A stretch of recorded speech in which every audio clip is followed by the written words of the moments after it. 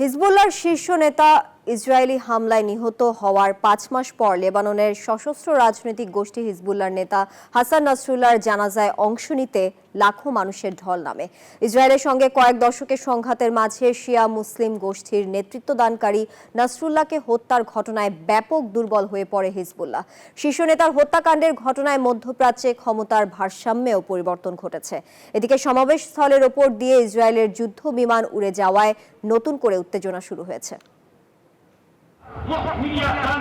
Israeli হামলায় নিহত হওয়ার ৫ মাস পর রোববার আনুষ্ঠানিক জানাজা হয় হিজবুল্লাহ নিহত নেতা হাসান নাসরাল্লাহর। শেষ বিদায়ে অংশ নিতে বৈরুতে জড় হন হাজারো মানুষ।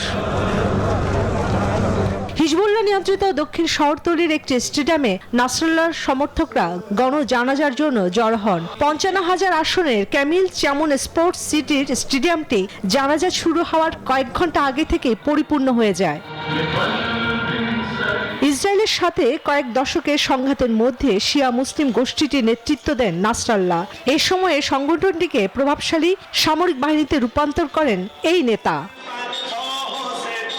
নাসরাল্লাহর মৃত্যুর পর এক সপ্তাহ ধরে হিজবুল্লাহ নেতৃত্ব দেন হাশেম। নাসরাল্লাহর উত্তরসূরি হিসেবে জনসমক্ষে ঘোষণা করার আগে ইসরায়েলি হামলায় তিনিও নিহত হন। গত বছর ইসরায়েলের সাথে যুদ্ধে হিজবুল্লাহর বেশিরভাগ নেতা এবং হাজার হাজার যোদ্ধা নিহত হওয়ার পর নতুন করে তাদের শক্তি প্রদর্শনের জন্য এই গণজানাজার ব্যবস্থা বলে রয়টার্সের প্রতিবেদনে জানানো হয়েছে। একই দিনে নাসরাল্লাহর পাশাপাশি হাশেম শফিউদ্দিনের জানাজাও অনুষ্ঠিত হয়। মার্কিন সমর্থিত যুদ্ধবিরতির শর্তে দক্ষিণ লেবানন থেকে ইসরায়েলি বাহিনী প্রত্যাহারজনিত কারণে নাসরাল্লাহর আনুষ্ঠানিক অন্ত্যেষ্টিক্রিয়া বিলম্বিত করা হয়েছিল।